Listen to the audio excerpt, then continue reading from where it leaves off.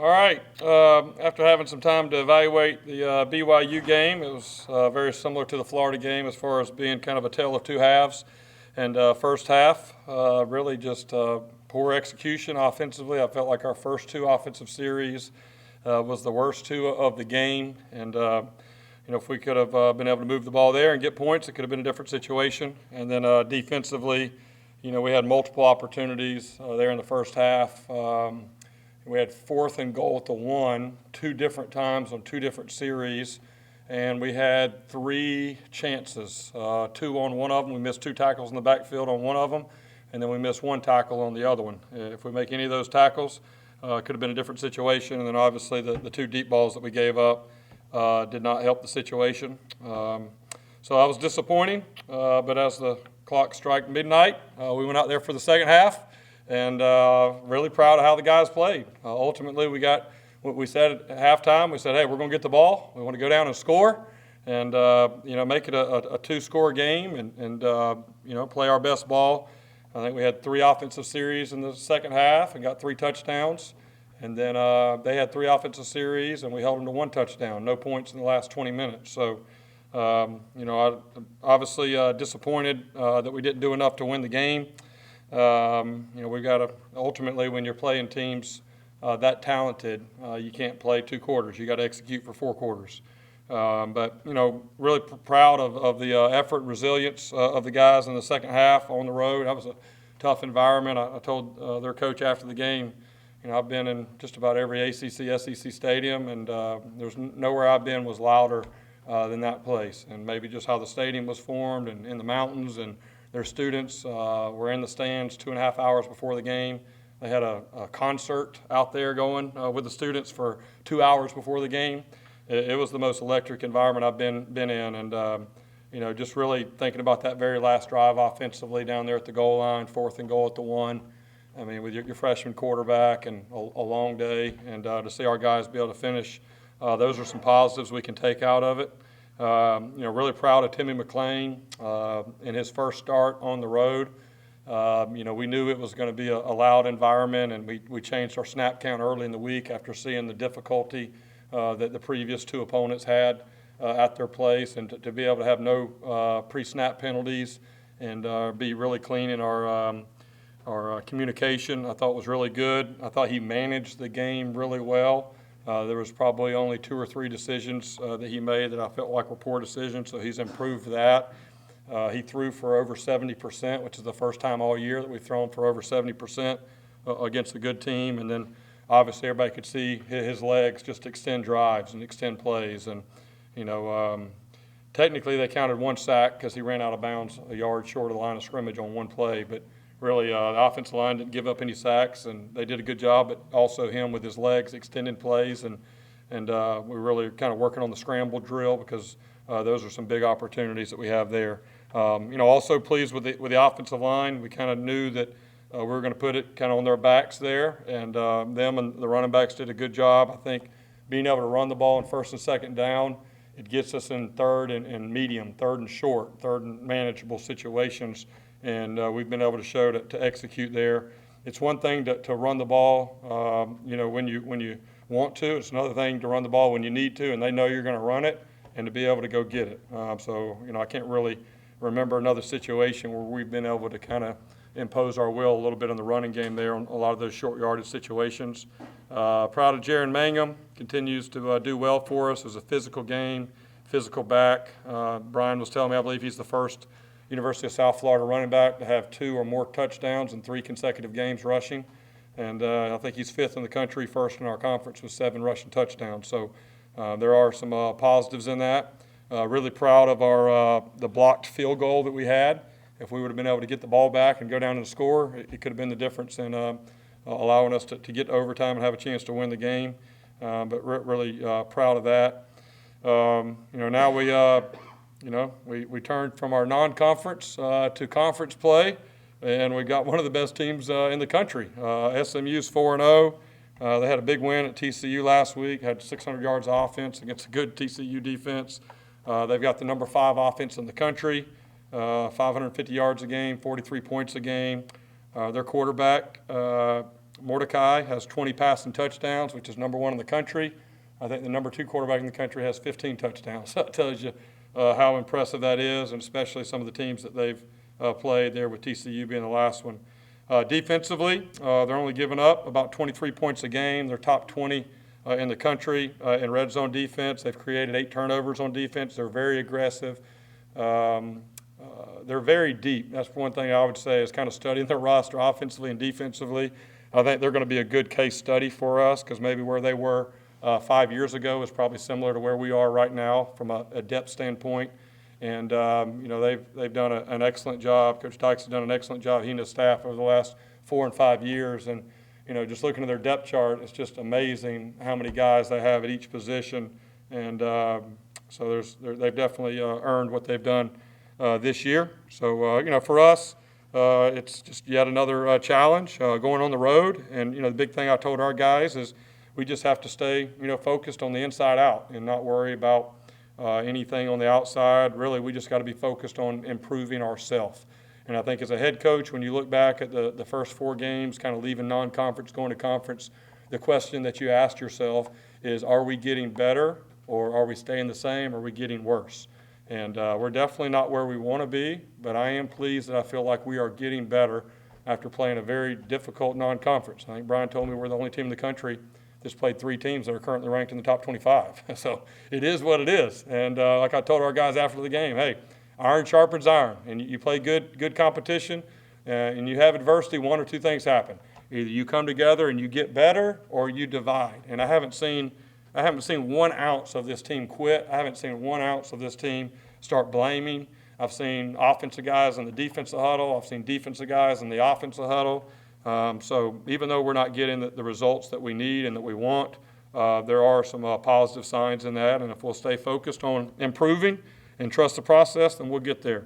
With the 4 non-conference games being over, getting ready to go into conference play, we voted on permanent captains for the season. I let the players vote on that. So each player voted on Monday, and we had 4 captains. Offensive captains are Brad Cecil and Demetrius Harris. Defensive captains, Mekhi LaPointe and Dwayne Boyles. And those guys have really done a good job. And I know they'll do a great job leading us forward. So with that, I'll open it up for any questions. Jeff, you mentioned Timmy. He showed years beyond his maturity in that second half. Things weren't too fast for him. He clearly was in control and took what was given to him. Yeah, I mean, and again, he didn't play a perfect game by any stretch, but I think he was 17 of 24, and I think we counted a couple throwaways, and then we threw 1 ball down low that he probably should have ran there in the red zone when he tried to throw it to Mitchell Brinkman. He had a really nice pass to Weaver that the DB made a good play on in the end zone, but I think he really missed 2 throws the entire night, and also the location. I think that's a big thing, being a former wide receiver, guys. The location on the balls, if you go back and watch the games, I mean, they're like right there, and even dropping it right over the guys. So, I mean, that was you don't really have full respect for that unless you were there, unless you've been to a game at BYU. That was a very intense. I mean, sitting in the locker room for an hour and a half, and my dad and I are like, man, I've never heard anything like this before. This is absolutely incredible. And to be able to go out there as a true freshman and be able to manage the game the way he did, a lot of 3rd downs, a lot of 4th downs. Obviously, the biggest disappointment was the 4th and 1 quarterback sneak. We fumbled the ball. That was a critical error. But, yeah, I mean, I've said before, Timmy, he's got a maturity to him for a young player. I know I'm hoping he's going to have a long, successful career. And I think we're always going to look back at that first road game he had at BYU and the way he was able to move our team down, and again, second half, be able to lead us down on 3 long, 2 of them really long touchdown drives. So I think that's something that has given him confidence, and I think he was fourth on the offense in votes for captain. Right there's a true freshman after his first start. So I think that says a lot about what his teammates think about him too. So he's the guy now? No question. He's the guy now. Yes, sir. Yeah, so and that's kind of what we're hoping, right? What we've kind of talked about from the very beginning, kind of getting through conference play, letting 3 of the guys got some good reps, and really let it kind of happen on its own. And really, I haven't even had to say anything to the team. That's the best part about it. It wasn't like I went in on Monday and said, all right, let's congratulate Timmy being the starting quarterback.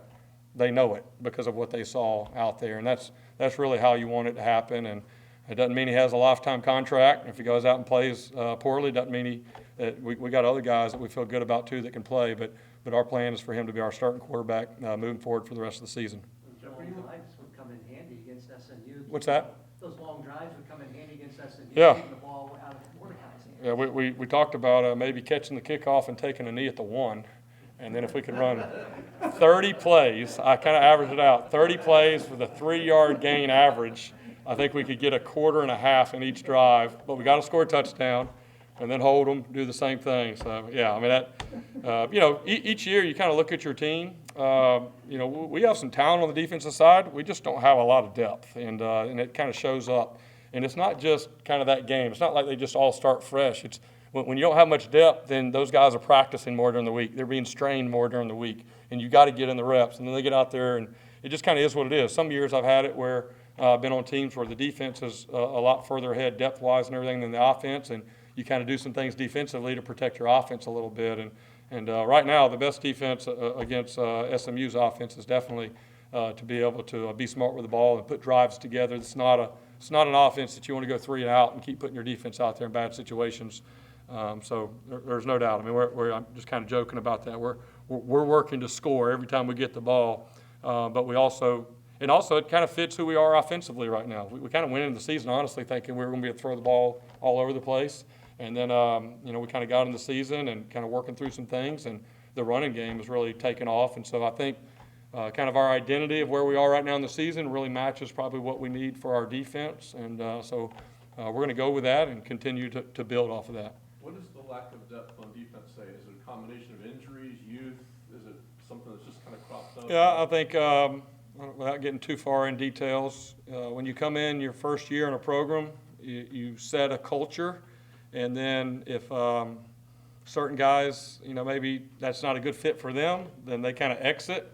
And so when you make those decisions, some of the decisions we made last year, those decisions weren't made for the best interest of this season. They were made for the best interest of this program moving forward and setting our culture. So if you kind of go back, we're missing some guys because of that last year, and then injuries. It's just kind of, hopefully we can get over it, but there's been 4 or 5 guys there in that back end that we've missed. And we talked about, I think, at the beginning of the year, we thought that was going to be a strength for us with Will Jones and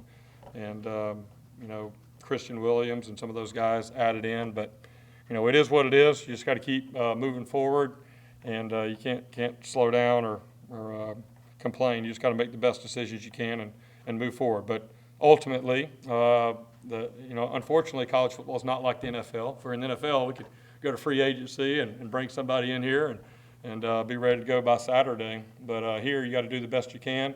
And then ultimately, I think for us, being able to build depth in the offseason through recruiting, and it sounds like there's a chance that this the extended cap is going to pass where you get 7 additional to your 25. So we may be in a position where we can bring 32 new players in next year. But, those are things that you can't do until after the season. But, our goal is definitely to have more depth than where we are right now.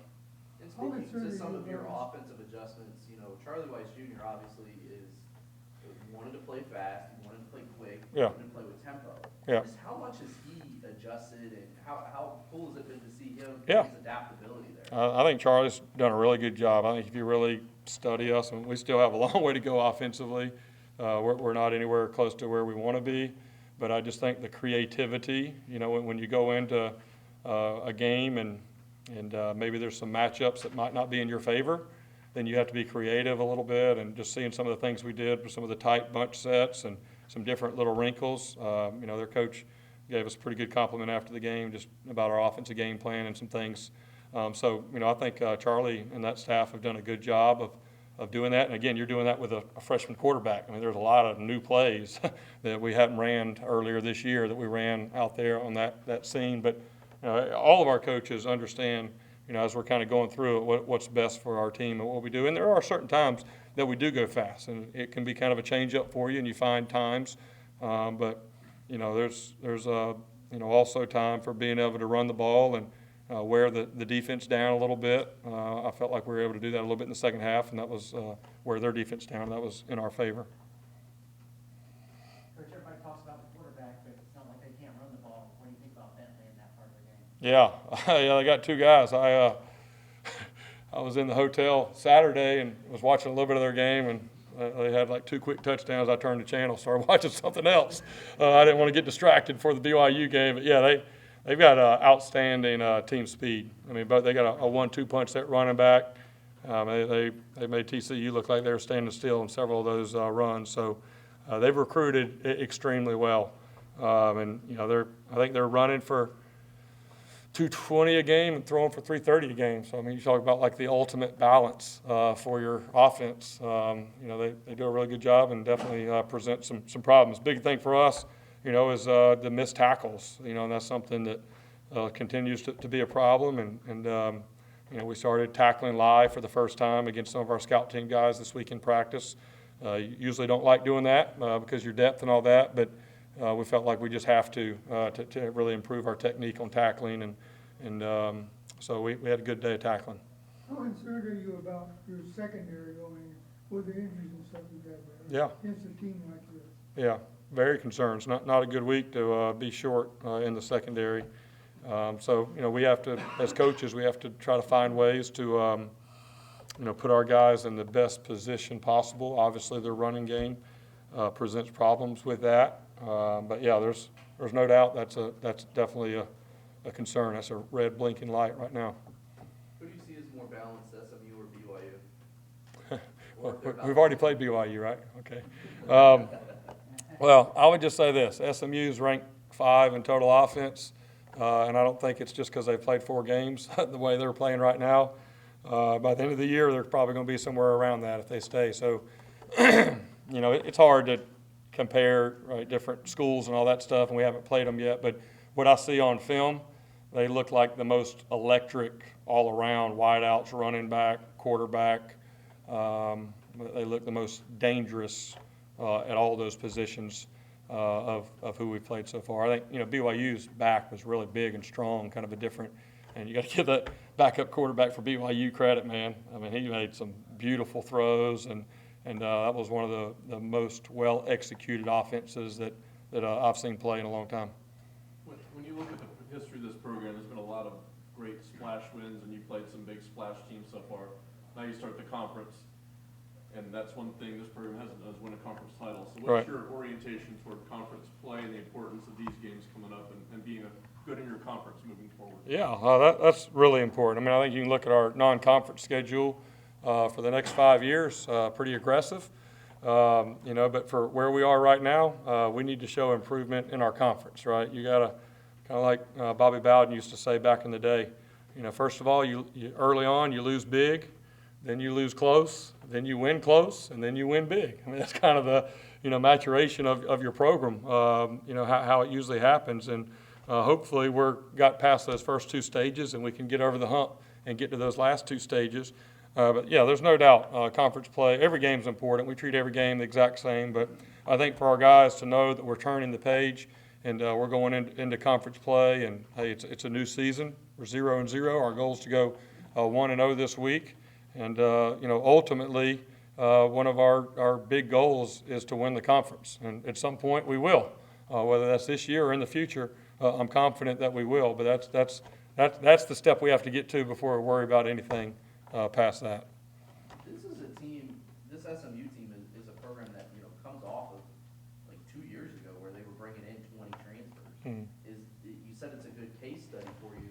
What do you see in SMU and how they rebuilt their program to kind of say, hey, we could do this kind of like they did? Yeah, absolutely. And again, I've followed them for a while because Chad Morris and I are very close friends, and we talked probably once a week whenever he was there, and so I kind of know where they were a few years ago, and probably a very similar situation to kind of where we are now, having to kind of pick themselves up by the bootstraps a little bit, and to be able to see the progress that they've made. I think it also shows it doesn't happen, overnight. It just takes consistency, and but they have. I think I don't have the exact study, but I think they brought in close to 80 transfers in the last 4 years, and just completely changed, their team and their roster and their depth. They've also done a great job of embracing Dallas. I think that's one thing. You can see like their logos on their helmets, and they've really got the local guys to buy into that, and they've made a strong commitment. I think their school gives their athletic department like $30 million a year. There's a lot of money at SMU, and they've made some strong investments in their facilities and things like that. That gives me encouragement for where we are and the leadership that we have right now at our board level and university level and athletic director. I really think it's a great study for us because there's a lot of similarities in that, and hopefully we can look back and be able to make the same improvements they've made. You talk about wanting to see improvement. If you were to take Timmy Mclean from 3 weeks ago and I guess put him through some kind of a time portal and put him up against BYU, do you think he would have handled that situation and environment as well as the one we saw Saturday night? You're saying if we would have played BYU first game? Is that what you're saying? Specifically Timmy. Yeah, well, I would just say this. Look at Timmy in the first game at NC State. He had 2 forced throws, right? They're just really poor decisions. He'd moved the ball and showed some energy, and our offense kind of got going.